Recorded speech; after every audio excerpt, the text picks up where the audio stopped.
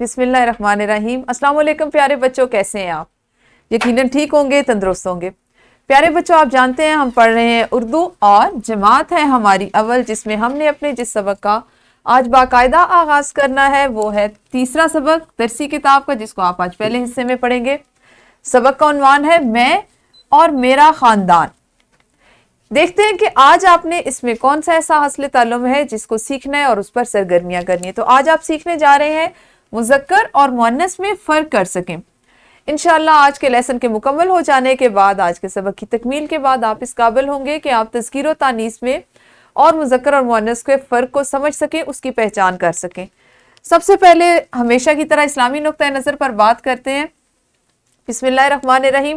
رب ارحمہما کما ربیانی صغیرا، اے میرے رب، جس طرح والدین نے مجھے رحمت و شفقت سے بچپن میں پالا ہے، اسی طرح تو بھی ان کے حال پر رحم فرما۔ سورہ بنی اسرائیل آیت نمبر 24، جس میں اللہ تعالیٰ نے ہمیں ایک دعا سکھائی ہے کہ ہمیں اپنے والدین کے لیے کرتے رہنا چاہیے، کہ جس طرح دیکھیں آپ ایک بچہ چھوٹا سا ہوتا ہے، جب وہ پیدا ہوتا ہے تو اس کو کچھ بھی نہیں بات کرنا، اپنے جذبات کا اظہار کرنا، کچھ مانگنا، کچھ بتانا نہیں آتا، لیکن والدین پھر بھی اس کی تمام ضروریات کو بخوبی پورا کرتے ہیں۔ اس کو وقت پہ اس کی خوراک ملتی ہے، اسے سردی اور گرمی سے بچایا جاتا ہے، اس کے آرام کا خیال کیا جاتا ہے۔ تو یہ سب کیسے ہوتا ہے؟ وہ صرف آپ کی حرکات کو دیکھ کر، آپ کی حرکات و سکنات پر غور کرتے ہوئے، آپ کے چہرے کے جذبات اور تاثرات کو دیکھ کر آپ کا خیال کرتے ہیں، پھر آپ کی اتنی اچھی پرورش کی جاتی ہے کہ آپ بڑے ہوں، ایک اچھے انسان بنے۔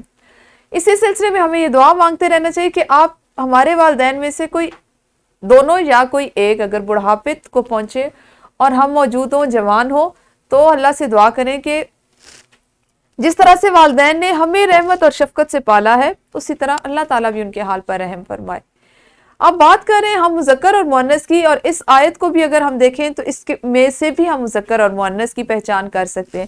یہاں پر ایک لفظ دیا گیا ہے والدین۔ اب والدین سے مراد ماں اور باپ، ایسا ہی ہے نا، ماں اور باپ۔ تو ماں اور باپ یعنی ماں مؤنث اور باپ مذکر۔ یہاں پر بھی ہم اس جو آج سبق پڑھنے جا رہے ہیں، جو سیکھنے جا رہے ہیں، اس کو شامل کریں گے کہ آج ہم نے تذکیر و تانیث مذکر اور مؤنث سیکھنا ہے۔ اس سے پہلے روزانہ کی طرح سے ہم کریں گے دہرائی۔ دہرائی میں آپ کے پاس چند علامات ہیں، یہ وہ علامات ہیں جن پہ ہم نے آخری دن کام کیا، یہ وہ حاصلات تعلم ہیں جن کو آپ سیکھ چکے ہیں۔ سب سے پہلے یہ ایک علامت ہے، آپ یقیناً اس علامت سے بخوبی واقف ہیں کیونکہ اس کا استعمال آپ سب سے زیادہ کرتے ہیں۔ آپ نے کیا کرنا ہے کہ اس علامت کا نام، اس کو کہاں استعمال کیا جاتا ہے، اس سب کو آپ نے اپنی معلمہ کو بتانا ہے۔ اسی طرح سے یہ علامت بھی ہم نے اپنے پچھلے سبق میں پڑھی، اور یہ والی علامت بھی۔ آپ نے ان تینوں علامات کے نام اور ان کو کہاں استعمال کیا جاتا ہے کوشش کیجئے کہ جملے کی صورت میں ان کو بتائیں۔ آپ نے اپنی معلمہ کو بتانے ہیں۔ ویڈیو کو روکیے اور جلدی سے اس سرگرمی کی دہرائی کیجئے۔ جی یقیناً دہرائی آپ لوگوں نے کر لی ہوگی۔ دیکھتے ہیں پڑھنے سے پہلے آج ہمارے پاس کون سی سرگرمی ہے، یا ہم آج کیا پڑھنے، کیا سیکھنے جا رہے ہیں۔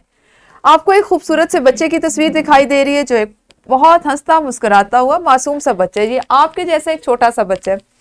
ہم اس کو یہاں پر نام دیتے ہیں بچہ۔ دیکھیں آپ نے تصویر دیکھی اور آپ کے ذہن میں کیا آیا؟ بچہ یا لڑکا، ایسا ہی ہے نا۔ آپ اس کو تصویر کو کیا نام دیں گے؟ یا آپ اس کو بچہ کہیں گے یا آپ اس کو لڑکا کہیں گے۔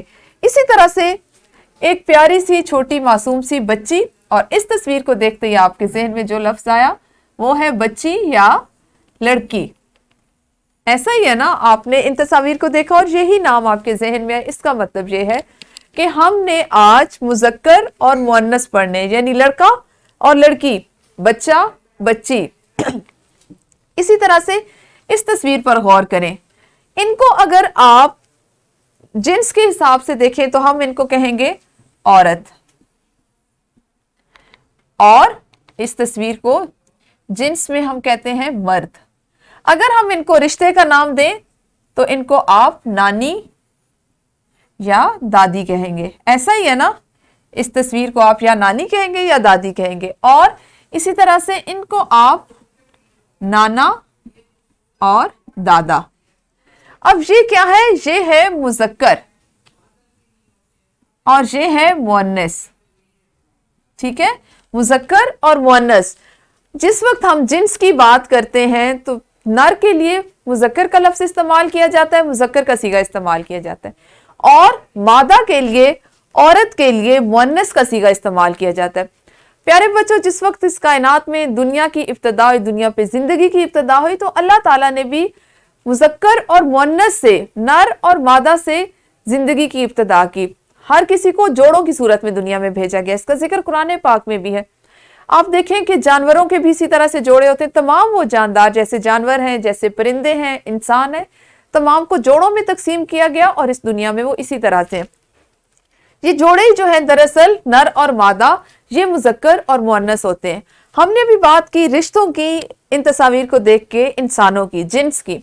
अगर आप इसको जानवरों तक ले जाएं तो जिस तरह गाय और बैल, बकरा और बकरी, मुर्गा मुर्गी, इसी तरह से परिंदों में आप बात करें तो चिड़िया और चिड़ा, बहुत से ऐसे मतलब हर चीज उनके जोड़ों में है, तो ये उनके मुज़क्कर और मुअन्नस होते हैं।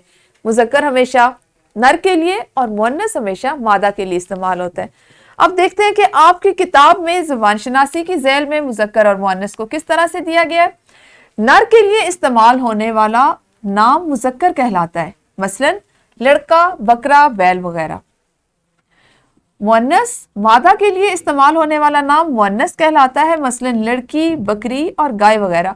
अगर आप गौर करें तो लड़का के साथ लड़की, बकरा का मुअन्नस, बकरी और बैल के लिए मुअन्नस का लफ्ज गाय इस्तेमाल हुआ है। यकीनन आपको अब तक देखी गई तस्वीर, उनकी वजाहत से, उन तस्वीर से, उनके नामों से आपको जिन्स की समझ आ गई होगी, मुज़क्कर और मुअन्नस की पहचान हो गई होगी। ठीक है, अब इन तमाम चीजों को समझते हुए जल्दी से एक इनफरादी सरगर्मी कीजिए। सरगर्मी कुछ इस तरह है कि आपने सबक में से, मैं और मेरा खानदान में से, मुज़क्कर को लाल और मुअन्नस को सब्ज रंग के गोल दायरे से इस तरह से वाज़े करना है। चूंकि अभी हमने अपने मतन का बाकायदा आगाज नहीं किया, तो इस सरगर्मी के करने से क्या होगा कि आप पहले से मतन से वाकिफ हो जाएंगे। पढ़ने से आपको अंदाजा होगा कि मतन में क्या दिया गया है। तो शाबाश, वीडियो को रोकिए, 3 से 5 मिनट का वक्त लीजिए और जल्दी से पढ़ाई करते जाइए। जो जो अल्फाज आपको लगते हैं कि वो मुज़क्कर के सीगे में, मुज़क्कर के मानी में इस्तेमाल हुए, उनको लाल रंग के दायरा उनके गिर्द बनाइए, और जो मुअन्नस के मानी दे रहे हैं उनके गिर्द सब्ज दायरा बनाइए, और इस तरह सरगर्मी वीडियो को रोकते हुए मुकम्मल कीजिए।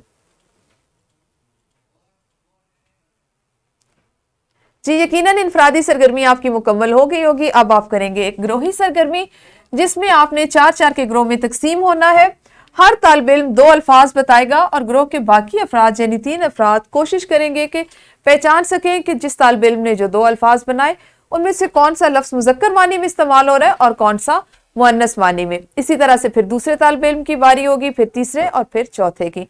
यूं आपने ग्रोह की सूरत में इस सरगर्मी को करना है, और जिस वक्त आपकी ये सरगर्मी मुकम्मल होगी, इख्तिताम को पहुंचेगी, तो हर ग्रोह कम से कम 4-4 अल्फाज मुज़क्कर और मुअन्नस की झैल में सीख चुके होंगे। वीडियो को रोकते हुए जल्दी से ग्रोही सरगर्मी कीजिए।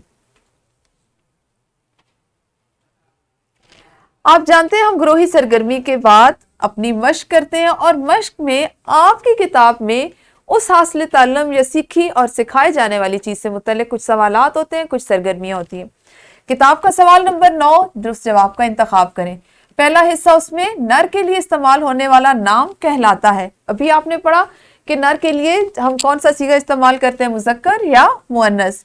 जो इन दोनों में से दुरुस्त जवाब है, उस दायरे को आपने अपने कलम के साथ इस तरह से भर देना है। ठीक है, मुअन्नस का इस्तेमाल होता है मादा के लिए या नर के लिए, सोचिए, गौर कीजिए और फिर इसको मुकम्मल कीजिए। इसी तरह से लफ्ज दादी मुज़क्कर है या मुअन्नस, और लफ्ज चचा का मुअन्नस है चची या मुमानी। जो दुरुस्त जवाब होगा आपने सिर्फ उसका इंतखाब करना है। उसके बाद आपके पास सवाल नंबर 10, मुज़क्कर को मुअन्नस से मिलाइए। कॉलम की सूरत में सवाल दिया गया है। इस कॉलम में जितने अल्फाज हैं आपने दुरुस्त मुअन्नस के साथ मिलाने, जैसे दादा और दादी, नाना और नानी। ये आपको समझाने के लिए मैंने इसके जो 2 हिस्से उनको मुकम्मल किया, बाकी आपने इसी तरतीब से अभी अपनी किताब पर जमात में ही मुकम्मल करने। ठीक है, ये हमारी मश्क का हिस्सा था। उसके बाद है वर्कशीट। आपके पास वर्कशीट है। सवाल नंबर 1 सवाल, इसमें मुज़क्कर अल्फाज के खानों में सब्ज और मुअन्नस अल्फाज के खानों में पीला रंग भरना है। ورک شیٹ کا پرنٹ آؤٹ آپ کی معلمہ آپ کو دے دیں گی جس کو آپ گھر سے کر کے لائیں گے، اور یہ ہمارا آج کا وہ کام ہے جس کو آپ نے ابھی تک کر لیے. ٹھیک ہے، آج آپ نے تذکیر و تانیث میں مذکر اور مؤنث کو سیکھا، اس کی پہچان کی اور اس کی تعریف سے واقف ہوئے. کل ہم اپنے اسی سبق کا اگلا حصہ پڑھیں گے. اس وقت تک اپنا خیال رکھیے. اللہ حافظ. شکریہ.